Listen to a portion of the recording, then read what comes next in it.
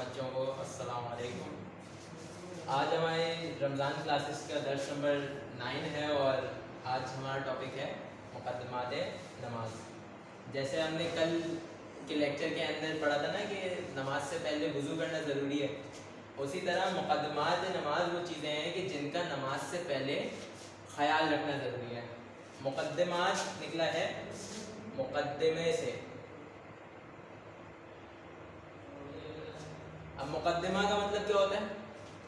مقدمہ کا مطلب ہوتا ہے کہ وہ چیز جو ہے نا کہ نام ہے کسی چیز سے پہلے ہوئی ہو یا جو ہے کہ نام ہے اس کا باعث بنی ہو یا اس سے پہلے اس چیز کا خیال رکھنا ضروری ہو۔ جیسے اکثر کتاب اگر آپ بکس ریڈ کرتے ہو تو بکس کے اندر کتاب کا جو اسٹارٹ ہونے والا پیج ہوتا ہے اس سے پہلے لکھا ہوا ہوتا ہے مقدمہ یا پیش لفظ، اس طرح کی چیزیں لکھی ہوتی ہیں، یعنی کتاب سے پہلے یہ والا پارٹ۔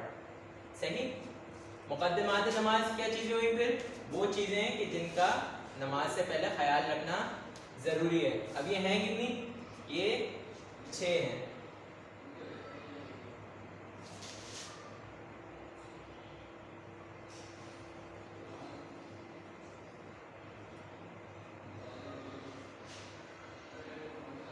صحیح؟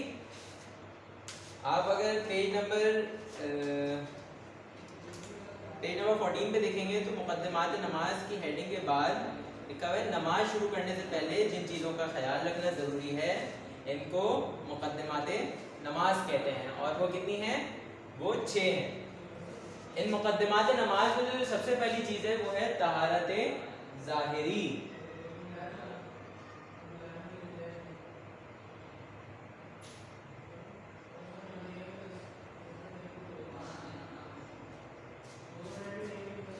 صحیح؟ طہارت ظاہری سے کیا مطلب ہے؟ طہارت ظاہری کا مطلب ہوتا ہے کہ یعنی آپ کا جسم، آپ کا لباس، آپ کے کپڑے جو ہیں وہ پاک ہوں اور ان پہ کوئی کسی قسم کی نجاست نہ لگی ہو۔ جیسے کبھی کبھار ایسا ہوتا ہے کہ آپ کھیل کود کر رہے ہیں، اس میں چوٹ لگ گئی، تھوڑا سا خون لگا ہوا ہے، تو اس کے اندر احتیاط یہ کرنی ہوتی ہے کہ نماز سے پہلے اس کو صاف کر لیں پہلے، اور اس کے بعد اس کو پاک کر لیں، تاکہ جب آپ نماز کے لیے کھڑے ہوں تو آپ کا جسم بھی پاک ہو اور آپ کا لباس بھی پاک ہو۔ مقدمات نماز میں دوسری چیز جو ہے وہ ہے طہارت باطنی۔ اب ظاہری کا مطلب تو پتہ ہے ہمیں کہ جو چیز سامنے ہوتی ہے، باطن ظاہر کا اپوزٹ ہے، یعنی جو چیز آپ کے اندر ہے۔ باطن سے مراد یعنی جو چیز آپ کی روح سے ریلیٹڈ ہے۔ صحیح؟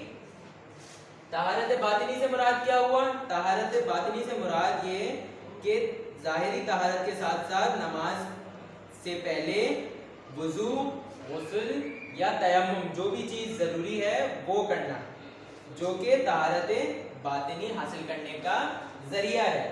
یعنی جیسے ہم اکثر وضو کرتے ہیں نماز سے پہلے تو وہ وضو طہارت باطنی میں آتا ہے، لیکن ہم نے مسائل وضو میں ایک اور چیز پڑھی تھی، وہ یہ پڑھا تھا کہ اگر غسل واجب ہو تو وضو سے پہلے غسل کرنا ضروری ہوتا ہے۔ صحیح؟ اس کے بعد تیسری چیز ہے وقت کی تشخیص۔ صحیح؟ وقت کی تشخیص سے کیا مطلب ہے؟ جیسے آپ کو پتا ہوگا کہ ہر نماز کا ایک وقت ہوتا ہے۔ دن بھر میں 5 نمازیں واجب ہیں، نماز پنجگانہ، فجر، ظہر، عصر، مغرب اور عشاء۔ صحیح؟ فجر کا وقت ہوتا ہے صبح صادق سے لے کر طلوع آفتاب تک۔ اب صبح صادق کیا ہے اور طلوع آفتاب کیا ہے؟ صبح تو سب کو پتا ہے، صبح یعنی صبح کا وقت۔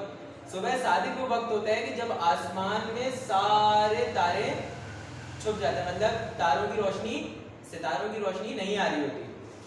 صحیح؟ اس ٹائم پہ صبح صادق کا وقت ہوتا ہے اور اس وقت جو ہے نا فجر کی نماز کا وقت شروع ہوتا ہے اور طلوع آفتاب کا ختم ہوتا ہے۔ طلوع آفتاب کہتے ہیں سورج کو۔ طلوع آفتاب کا مطلب یہ ہوا کہ جب سورج نکلتا ہے، یعنی جب سورج نکلتا ہے اس ٹائم پہ فجر کی نماز کا وقت ختم ہو جاتا ہے۔ اس کے بعد نماز ظہر زوال آفتاب سے لے کر غروب آفتاب سے اتنا پہلے تک کہ جس میں ظہر عصر کی نماز پڑھ سکے. صحیح. نماز ظہر کا ٹائم کب سے سٹارٹ ہوتا ہے؟ زوال آفتاب، یعنی سورج جو ہے کہ نام ہے صبح جو ہے نمودار ہوا یعنی طلوع ہوا، اور اس کے بعد وہ جب ٹاپ پہ پہنچ جاتا ہے تو اس کے بعد شروع ہوتا ہے زوال آفتاب کا وقت. زوال آفتاب سے مطلب یہ ہوتا ہے کہ جب سورج ٹاپ پہ پہنچ گیا اس کے بعد سورج واپس نیچے کی طرف آنا شروع ہوتا ہے. صحیح. اس ٹائم پہ ظہر کی نماز کا وقت شروع ہوتا ہے. اور ختم کب ہوتا ہے؟ مغرب کی نماز یعنی غروب آفتاب سے اتنا پہلے کہ آپ عصر کی نماز بھی پڑھ سکیں. صحیح ہے، تاکہ ظہر اور عصر دونوں نمازیں وقت کے اندر پڑھیں آپ. صحیح. اسی طرح نماز عصر کا وقت کب ہوتا ہے؟ نماز ظہر کے فوراً بعد سے لے کر غروب آفتاب تک، یعنی جب آپ نے نماز ظہر پڑھی اس کے بعد سے جب تک سورج غروب نہیں ہو جاتا، یعنی سورج جب تک چھپ نہیں جاتا اس وقت تک نماز عصر کا ٹائم. نماز مغرب کا ٹائم کب شروع ہوتا ہے؟ نماز مغرب کا ٹائم شروع ہوتا ہے غروب آفتاب کے بعد سے، یعنی جب رات ہو جاتی ہے، جب سورج غروب ہو جاتا ہے اس کے بعد سے نماز مغرب کا ٹائم شروع ہوتا ہے. اور کب تک ہوتا ہے؟ اتنی آدھی رات سے اتنا پہلے تک کہ جس کے اندر عشاء کی نماز پڑھ سکیں. آدھی رات یعنی رات کے 12 بجے تقریباً 12 سے 12:30 بجے آدھی رات ہوتی ہے. ٹھیک.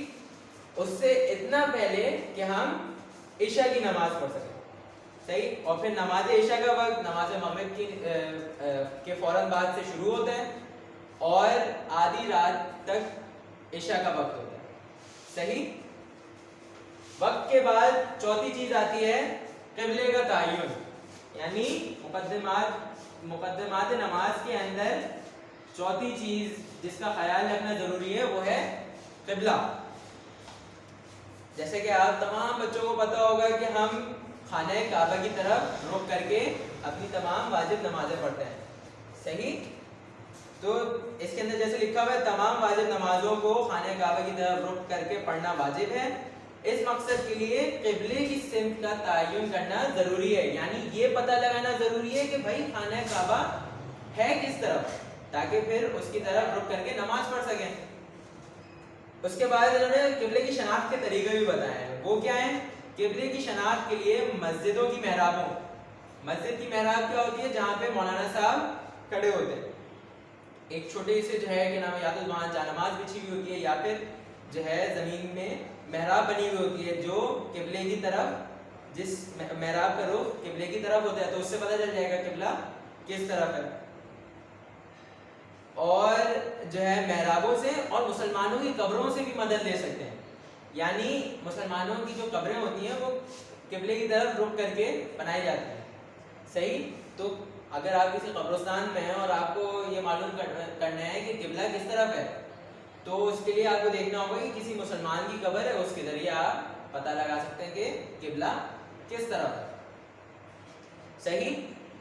اگر اس کے علاوہ ایک اور اس کے اندر چیز ہے کہ اگر کوئی شخص اپنے علم کی مدد سے قبلے کا تعین کر دے اور اس پر یقین ہو جائے تو بھی کافی ہے. جیسے کہ کچھ لوگ ہوتے ہیں کہ جو ہے نا کہ نام ہے جیولوجی پڑھتے ہیں یا جیوگرافی پڑھتے ہیں تو ان لوگوں کو اندازہ ہوتا ہے کہ کس طرح پتہ لگائیں کہ قبلہ کس طرف ہے. تو وہ جو ہے نا کہ نام ہے اپنے طریقہ کار کے ذریعے یہ پتہ لگا سکتے ہیں کہ قبلہ کس طرف ہے. اگر مسلمان کی قبر بھی نہیں ہے وہاں پہ، مسجد کی محراب بھی نہیں ہے تو وہ اس طرح کر کے پتہ لگا لیتے ہیں. اگر آپ کے ساتھ کوئی ایسا شخص ہے کہ جو اس طرح سے پتہ لگا سکتا ہے قبلے کا رخ اور آپ کو اس پہ اعتماد ہو تو آپ اس کے بتائے ہوئے سمت پہ نماز پڑھیں گے. ٹھیک. اس کے بعد پانچویں چیز ہے ستر پوشی. ستر پوشی یا لباس مسلح سے کیا مراد ہے؟ ستر پوشی یہاں پہ پوش سے مراد یہ ہے ڈھکنا. صحیح. اور لباس مسلح اس سے تو صاف صاف پتہ چل رہا ہے کہ یعنی مسلح جس پہ ہم نماز پڑھتے ہیں، نماز کا مسلح ہوتا ہے اس پہ نماز پڑھتے ہیں. تو لباس مسلح کیا ہوگا؟ یعنی وہ لباس جو پہن کے آپ نماز پڑھتے ہیں اس کو کیا کہیں گے؟ لباس مسلح. اب اس کے لیے کیا کیا چیزیں ہیں؟ سب سے پہلی نماز میں مردوں کو اپنی شرم کا چھپانا واجب ہے. بلکہ بہتر یہ ہے کہ ناف سے لے کر یعنی آپ کا جو بیلی بٹن ہے اس سے لے کر گھٹنوں تک اپنے آپ کو چھپانا ہے. صحیح, یہ ضروری ہے, ضروری بھی ضروری, یعنی اس کے بغیر تو نماز ہو ہی نہیں سکتی. لیکن بہتر کیا ہے کہ آپ اپنے پورے کپڑے پہن کر مسجد جائیں. کوشش کریں کہ مسجد جب جا رہے ہیں آپ نماز پڑھنے کے لیے یا گھر میں بھی نماز پڑھ رہے ہیں تو شارٹس کی جگہ پاجامہ پہنیں یا پھر پینٹ پہنیں. صحیح, بھائی جب کوئی مہمان آتا ہے تو ہم کے شارٹس پہن کے جاتے ہیں, اور ابھی تو ہم نماز میں اللہ میاں کے پاس جا رہے ہیں, اللہ میاں سے گفتگو کریں گے, اللہ میاں کے سامنے جو ہے عبادت کریں گے. اور اللہ میاں تو تمام مہمانوں سے بڑا ہے, تمام مطلب دنیا میں جتنے بھی لوگ ہیں ان سب کا خالق ہے. اس کے سامنے تو آپ کو اپنے بہترین انداز میں پیش ہونا چاہیے. صحیح, تو ضروری یہ ہے کہ ناف سے لے کر جو ہے کہ نام ہے گھٹنے تک مرد مطلب جو لڑکے ہیں وہ چھپائیں. بہتر یہ ہے کہ اپنے پورے جو ہے لباس پہنیں اور جو ہے اس کے اندر نماز پڑھیں. اور عورتوں کے لیے پورا جسم چھپانا واجب ہے سوائے چہرے اور کلائیوں تک دونوں ہاتھوں کے, خواہ کوئی دیکھنے والا ہو یا نہ ہو. یہ والی چیز تو خیر دونوں کے لیے ہے, لڑکوں کے لیے بھی اور لڑکیوں کے لیے بھی, کہ کوئی دیکھنے والا ہو یا نہ ہو آپ کو مکمل لباس کے اندر جو ہے نماز پڑھنی ہے. لیکن لڑکیوں کے لیے کیا ہے, لڑکیوں نے اپنے پورے جسم کو چھپانا ہے یہاں تک کہ پاؤں کو بھی. صحیح, سوائے یہ جو چہرے کا سامنے والا حصہ ہے یعنی تھوڑی سے لے کر بال اگنے والی جگہ, اور یہ جو سامنے جس میں ہم منہ دھوتے ہیں جس ایریے پہ, صرف وہ ایریا کھلا رہ سکتا ہے, اور دونوں ہاتھوں کی کلائیوں تک جو ہے نا کہ نام ہے ہاتھ کھلا رہ سکتا ہے. اس کے علاوہ پورا جسم, سر, باقی کا پورا جسم اور پاؤں وغیرہ سب ڈھکنا واجب ہے چاہے کوئی دیکھنے والا ہو یا نہ ہو. صحیح, ایسے باریک لباس جن میں جسم جھلکتا ہو اس میں نماز باطل ہے.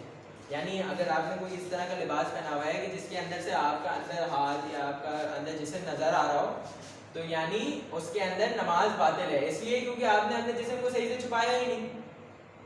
صحیح, تو ایسے کپڑے پہننے ہیں کہ جس کے اندر سے آپ کا جسم نظر نہ آئے. صحیح, نمازی کے لباس کی 6 شرائط اور یہاں پہ نیچے بیان ہوئی ہیں. اس میں سے سب سے پہلا یہ ہے کہ لباس پاک ہو. یہ والی شرط ہم پیچھے بھی پڑھ کے آئے ہیں طہارت ظاہری میں, کہ جس کے اندر آپ کا لباس پاک ہونا چاہیے. دوسری شرط یہ ہے کہ لباس مباح ہو. یہاں پہ مباح سے کیا مراد ہے کہ وہ کسی سے چھینا ہوا نہ ہو, یا کسی کی بغیر اجازت اس کے کپڑے پہن کے نماز نہیں پڑھ سکتے. صحیح, اگر آپ نے ایسا کیا تو نماز باطل ہو جائے گی. صحیح, تیسری چیز مردار کے اجزاء سے بنا ہوا نہ ہو. یعنی جیسے کچھ لوگ جو ہے کہ نام ہے جانور کی جو اسکن ہوتی ہے اس سے کپڑے بناتے ہیں اور وہ پہن کے جو ہے نماز پڑھتے ہیں. تو ایسا نہیں ہونا چاہیے کہ کسی جانور یا کسی مردار, جانور کا تو پھر بھی ہو سکتا ہے لیکن مردار سے مراد کیا, وہ جانور جس کو صحیح طریقے سے ذبح نہ کیا گیا, اس کے اسکن سے جو ہے یا اس کے جو اجزاء ہیں اس سے اگر لباس بنایا ہوا ہے تو اس طرح کا لباس پہن کر نماز نہیں پڑھ سکتے. چوتھی چیز حرام گوشت حیوان کے اجزاء سے بنا ہوا نہ ہو. یعنی جیسے کتا ہو گیا یا اس طرح کے اور جو جانور جو حرام گوشت ہیں جن کا کھانا حرام ہے, ان کی جو اسکن ہوتی ہے, ان کے یا جسم کے جو اجزاء ہوتے ہیں ان سے بنا ہوا لباس بھی نہیں پہن کے نماز پڑھ سکتے. پانچویں چیز یہ ہے کہ مرد کا لباس, یہ لڑکوں کے لیے, کہ مرد کا لباس اصلی ریشم کا نہ ہو. ریشم ایک جو ہے کیڑا ہوتا ہے, وہ اپنا جو ہے نا کہ نام ہے جب گھونسلہ بناتا ہے تو وہ اس کا مٹیریل اس طرح کا ہوتا ہے کہ اس کو نکالیں تو بہت سلکی سا ہوتا ہے. اس کو انگلش میں کیا کہتے ہیں, سلک. تو اس کو جو ہے سلک سے بنے ہوئے کپڑوں میں لڑکے نماز نہیں پڑھ سکتے. اسی طرح چھٹا مسئلہ ہے کہ مرد کا لباس سونے کی زردوزی والا نہ ہو.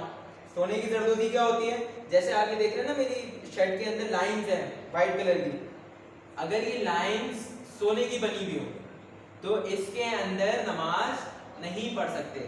یعنی آپ کی شرٹس وغیرہ پہ کوئی پیٹرن اس طرح کا بنا ہوا ہو جو اصلی سونے سے جو ہے کہ نام ہے بنا ہو، مطلب جس کی ڈیزائن اصلی سونے سے بنا ہوا ہو، اس طرح کے لباس کے اندر نماز نہیں پڑھ سکتے.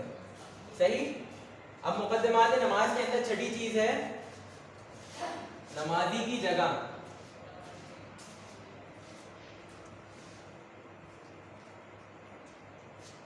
نمازی کی جگہ یعنی وہ جگہ جہاں پہ کھڑے ہو کے آپ نماز پڑھ رہے ہیں. اس کی کیا شرائط ہے؟ نماز پڑھنے کی جگہ کے لیے بھی 6 شرائط ہے، جن میں سب سے پہلی چیز جگہ مباح ہو، یعنی غصبی نہ ہو، یعنی کسی کی چھینی نہ ہو، چھینی بھی نہ ہو. یعنی مطلب آپ نے جو ہے نا کیا نام ہے، جیسے کچھ لوگ یہ کرتے ہیں کہ کسی کے گھر پہ قبضہ کر لیا یا کسی کی زمین پر قبضہ کر لیا. اس طرح کے گھر یا زمین پر نماز نہیں پڑھ سکتے. اسی طرح اگر فار ایگزامپل جیسے کھیت وغیرہ ہوتے ہیں تو اس کے اندر وہ کھیت کسی اور کا ہے، آپ نے اگر اس کھیت کے مالک سے اجازت نہیں لی وہاں نماز پڑھنے کی اور آپ وہاں نماز پڑھتے ہیں تو آپ کی نماز باطل ہے، آپ کو دوبارہ پڑھنی پڑے گی. صحیح. دوسری شرط کیا ہے؟ جگہ ساکن ہو یعنی حرکت والی نہ ہو. یعنی ایسی کوئی چیز، ایسی کوئی جگہ نہیں ہو سکتی کہ جو موو کر رہی ہو یا ہل رہی ہو، اس کے اوپر نماز نہیں پڑھ سکتے. جیسے گاڑی چل رہی ہوتی ہے یا بس چل رہی ہوتی ہے تو وہ ہل رہی ہوتی ہے، تو اس کے اندر جو ہے نماز پڑھیں گے تو نماز باطل ہے. تیسری چیز نماز کے ارکان ادا کرنے کے لیے جگہ تنگ نہ ہو، یعنی چھوٹی جگہ پہ، ایسی جگہ پہ جہاں پہ آپ جو ہے صحیح سے کھڑے یا بیٹھ نہ سکیں، کھڑے نہ ہو سکیں اور بیٹھ نہ سکیں، وہاں پہ بھی نماز نہیں پڑھ سکتے. اس لیے کیونکہ آپ جب بھی رکوع میں جائیں گے یا سجدے میں جائیں گے یا دوسری رکعت کے لیے کھڑے ہوں گے تو آپ آس پاس کی چیزوں سے ٹکرائیں گے. چوتھی شرط یہ ہے کہ سجدہ کرنے کی جگہ پاک ہو، یعنی نمازی کی جگہ میں جو سجدہ کرنے کی جگہ جہاں پہ سجدہ رکھا ہوگا یا جہاں پہ آپ سجدہ کر رہے ہوں گے وہاں پہ آپ کا جو ہے کیا نام ہے وہ والی جگہ پاک ہونی چاہیے، یعنی نجس جگہ پہ آپ سجدہ نہیں کر سکتے. پانچواں مسئلہ ہے پیشانی، گھٹنے اور پیر کے انگوٹھے کی سطح ایک ہی ہو. یعنی سجدے کے اندر ہم اپنا ماتھا رکھتے ہیں، دونوں ہاتھوں کی کلائیاں رکھتے ہیں، دونوں گھٹنے اور دونوں پاؤں کے انگوٹھوں کے سرے. صحیح ہے. تو یہ 7 اعضاء ہم زمین پہ رکھتے ہیں، تو جو ہے جو جہاں پہ آپ نماز پڑھ رہے ہوں اس کے لیے ضروری ہے کہ وہ ساتوں کے ساتوں اعضاء ایک لیول پہ ہوں. ایسا نہیں ہو کہ سر اوپر ہے، ہاتھ نیچے ہیں، گھٹنے اوپر ہے اور جو ہے کہ نام ہے انگوٹھے کے سرے نیچے، تو اس طرح نہیں ہونا چاہیے. پانچویں شرط کیا ہے؟ پیشانی، گھٹنے اور پیر کے انگوٹھے ایک سطح پہ ہوں، یعنی پیشانی، آپ کے گھٹنے اور آپ کی پاؤں کے انگوٹھوں کے سرے ایک سطح پر ہوں.